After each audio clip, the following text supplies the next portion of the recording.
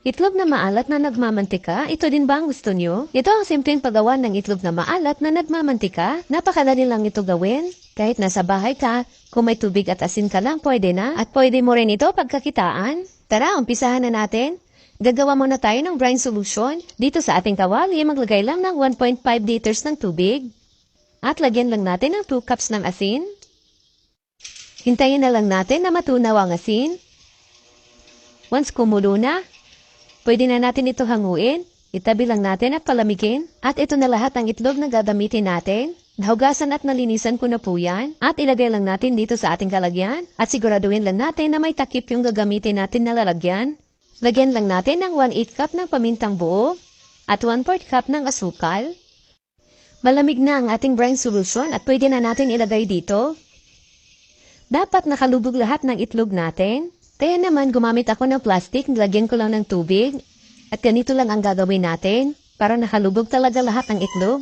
Ayan, at kapag okay na, takpan lang natin. At hayaan lang natin ito ng 21 days. At dagdag ka na lang ng 2 to 3 days para sa itlog na maalat na nagmamantika. At ito na po ang itlog na maalat natin after 24 days. Nagdagdag lang tayo ng 3 days kaya 24 days lahat. Ang daming pwede paggamitan ng itlog na maalat. Hindi lang ito pang-ulam, kaya naman gusto ko palagi ako may stock nito. Masarap kasi ito pang toppings sa puto. Maganda rin ito pagkakitaan kahit nasa bahay ka lang. Asin at tubig lang ang katapat nito, kikita ka na ng malaki. At nalagay na natin lahat ng itlog dito sa kawali. At lagyan lang natin ng tubig, yung makabar talaga lahat ng itlog. At pakuluan lang natin ito ng 35 to 40 minutes in medium heat. At wag lang po natin tatakpan para maiwasan natin na mag-crack ang itlog.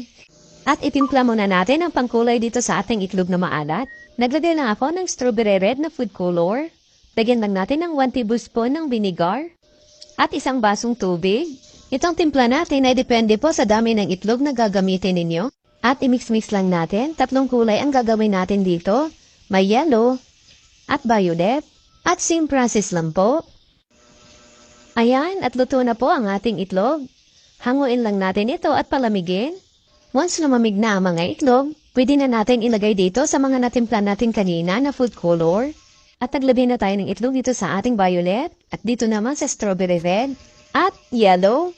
At hayaan lang natin ito ng mga 20 minutes para talagang kumapit ang kulay ng ating mga food color. At ayan na po, after 20 minutes, ang ganda ng kulay. Pwede rin kayo mag-share dito kung ano ang paraan nyo sa paggawa ng itlog na maalat. Baka may maganda kayong diskarte sa paggawa nito. At nang masubukan din natin yan, at patuyuin na muna natin ito. At ayan na po ang ating nagmamantikang itlog na maalat. Ayan, tingnan nyo naman, nagmamantika talaga ang ating itlog na maalat. Ang masarap dito sa itlog na maalat, lagyan ng kamatis at sibuyas. Ay pagkasarap-sarap, taob ang kaldero. Kaya gawa na rin kayo nitong itlog na maalat. Maraming salamat hanggang sa susunod po.